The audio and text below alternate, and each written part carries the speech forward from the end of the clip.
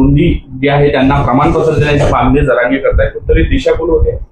नाही, नक्कीच मी 58 लाख नोंदीवर याच्यापूर्वी सुद्धा अनेकदा स्पष्ट भूमिका मांडलेली आहे आणि ते सरकारने निर्गमित केलेल्या कागदपत्राच्या आधारे मांडलेली आहे की या 58 लाख नोंदी या आंदोलनकर्त्यांचं आंदोलन सुरू झाल्यानंतरच्या नाही आहे.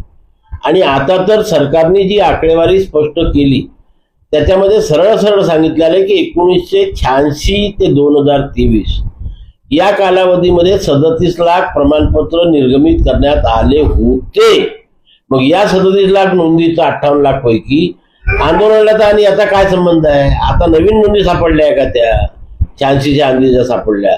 पर्टिक्युलरली आपल्या महाराष्ट्रामध्ये विदर्भ, नागपूर आणि अमरावती, जळगाव विभाग ज्याला उत्तर महाराष्ट्र म्हणतात, कोकण विभाग, पुणे विभाग, नाशिक अशा या मिळून इथे जे नोंदी आहेत ह्या पिढ्यापासूनच्या आहेत, ज्यांच्याकडे ऑलरेडी प्रमाणपत्र आहेत आणि त्याचा फायदा सुद्धा त्यांच्या घरच्या मंडळींना मिळत आहे.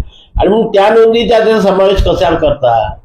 यांचं जे यश आहे की मराठवाडा विभागामध्ये 2023 नंतरच्या 49,000 नोंदी सापडल्या आणि त्याच्या अगेन्स्टमध्ये 3,11,000 प्रमाणपत्र निर्गमित केले. हे आंदोलनाचं यश मी समजू शकतो.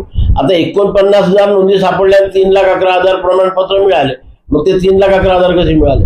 पण त्या 3,11,000 पैकी व्हॅलिडिटीसाठी किती लोक आले? फक्त 20,000. आणि किती लोकांची व्हॅलिडिटी झाली? 15,000. हे 15,000 यश आहे आणि ते खरे ओबीसी असल्यामुळे, खरे मराठा कुणबी मराठा असल्यामुळे त्यांना व्हॅलिडिटी मिळाली असेल. त्यांचं आम्ही स्वागत करतो. कारण ज्या व्यक्तीकडे वडील, आजोबा, पंजोबा, खापर पंजोबा यांच्या शैक्षणिक किंवा महसुली कागदपत्रावर कुणबी मराठ्याची नोंद आहे, त्यांना प्रमाणपत्र देण्यापासून कोणी थांबवू शकत नाही. ही वास्तविकता आहे आणि म्हणून ती वास्तविकता आहे आणि कास्ट सर्टिफिकेट मिळणं ही एक कंटिन्युअस प्रोसेस आहे. म्हणून आता 14 लाखापैकी 3 लाख 11 लाख हे नवीन प्रमाणपत्र जे उर्वरित महाराष्ट्रामध्ये वितरित केले 23 नंतर, ते आमच्या नातवंड यांना मिळालेले आहे की आजकाल पोरगा पहिल्या वर्गामध्ये जेव्हा प्रवेशाला जातो तेव्हा त्याला कास्ट सर्टिफिकेट मागितल्या जाते.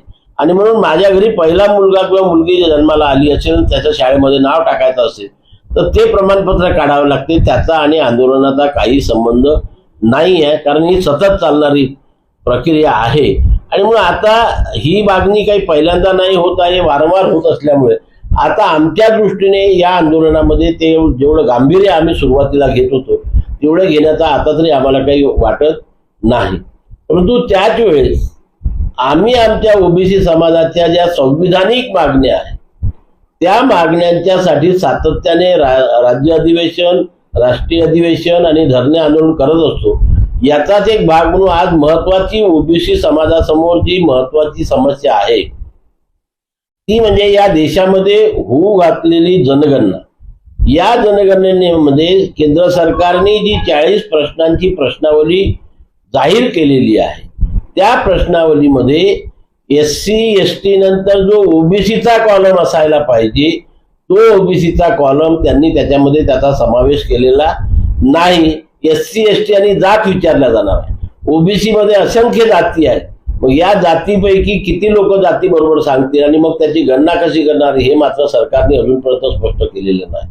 आणि म्हणून राष्ट्रीय ओबीसी महासंघाची प्रामुख्याने पहिल्या दिवशीपासूनची जी मागणी सातत्याने राहिलेली आहे की SC ST प्रमाणे त्या 40 प्रश्नावलीमध्ये ओबीसीचा कॉलम सुद्धा समाविष्ट करावा आणि मग समाजाची जातनिहाय जनगणना करावी. या मागणीकरता आता आम्ही सातत्याने देशामध्ये आंदोलनाची भूमिका घेतलेली आहे. आणि डिसेंबर महिन्यामध्ये दिल्लीला, कारण हा प्रश्न केंद्र सरकारशी संबंधित असल्यामुळे दिल्लीला रामलीला मैदानावरती या देशातील सर्व ओबीसी समाज संघटित होऊन त्या ठिकाणी आम्ही ठिय्या आंदोलन करणार आहोत आणि केंद्र सरकारला ओबीसीचा कॉलम समाविष्ट करण्याकरता बाध्य करणार आहोत. याकरता उद्या आमची महाराष्ट्रातील पदाधिकाऱ्यांची बैठक धनवटे नॅशनल कॉलेजला आहे, 20 सप्टेंबरला हैदराबादला आहे आणि त्याच्यानंतर इतर राज्यामध्ये सुद्धा मध्य प्रदेश असो, तेलंगणा असो, आंध्र असो, कर्नाटक असो, तिकडे हिमाचल या ठिकाणी या बैठका होऊन डिसेंबरमध्ये या कॉलमसाठी मोठ्या प्रमाणामध्ये ठिय्या आंदोलन करण्याचा आमचा निर्धार आहे, तो आम्ही करणार आहे. आंदोलन कुठे होणार आहे? आंदोलन तर दिल्लीला रामलीला मैदानावरती ठिय्या आंदोलन होणार आहे.